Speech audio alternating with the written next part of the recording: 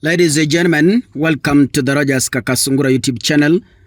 A big thank you for the support you are granting this platform, and may God bless you. I have always told you, and let me repeat, Waswahili wanasema dalili ya mvua ni mawingu, na panapo moshi hapakosi moto. I remember impeachment ya Rigathi Gachagua started like a rumor, and I saw several people say it is impossible. There is no way Ruto can allow Gachagua, who they have worked together. Gachagua, who they have worked together. Ruto can't allow Gachagua to be impeached. There was rumor on X and other social media platforms. Some Kenyans said I was impossible. Ati Ruto akubalia Gachagua kuwa impeached. Hi, it is impossible. It began kaenda kama rumors. Even when the impeachment draft was shared by Sonko, some Kenyans didn't believe it. Walisema, hiyo ni propaganda ya street. Ladies and gentlemen, now let me tell you how government works.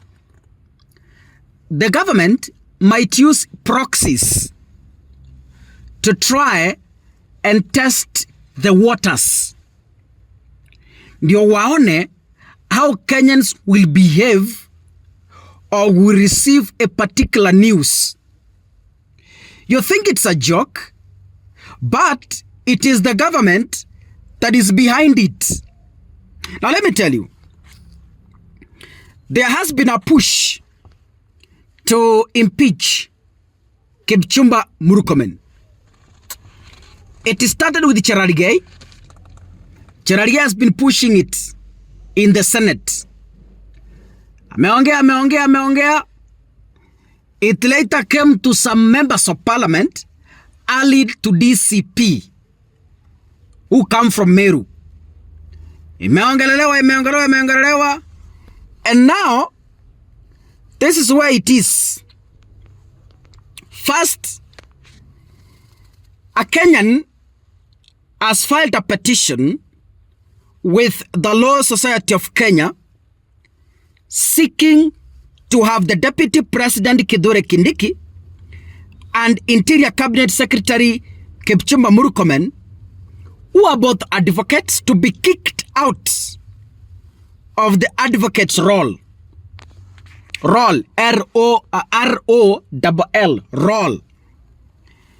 In his petition, the lawyer Kefa Ojijo is arguing that the two had violated the Constitution of Kenya as well as the oaths of office they swore to uphold and protect human rights and constitutional principles.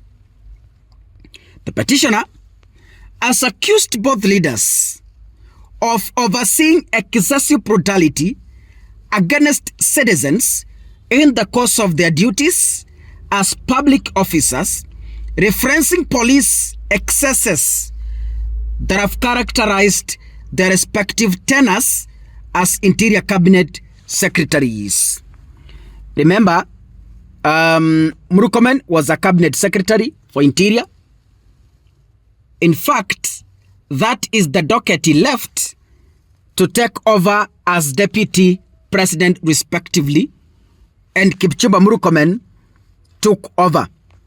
The lawyers maintained that extrajudicial killings and forced disappearances in Kenya warranted the filing of the petition to remove the two from the list of practicing advocates.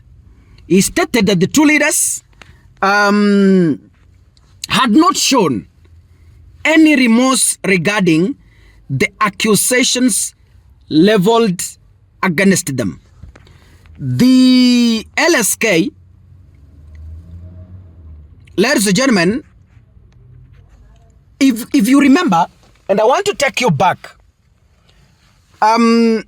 where today the former LSK president, Nelson Havi, raised concerns over the inaction on the two individuals, warning that it risks spoiling the reputation of the society.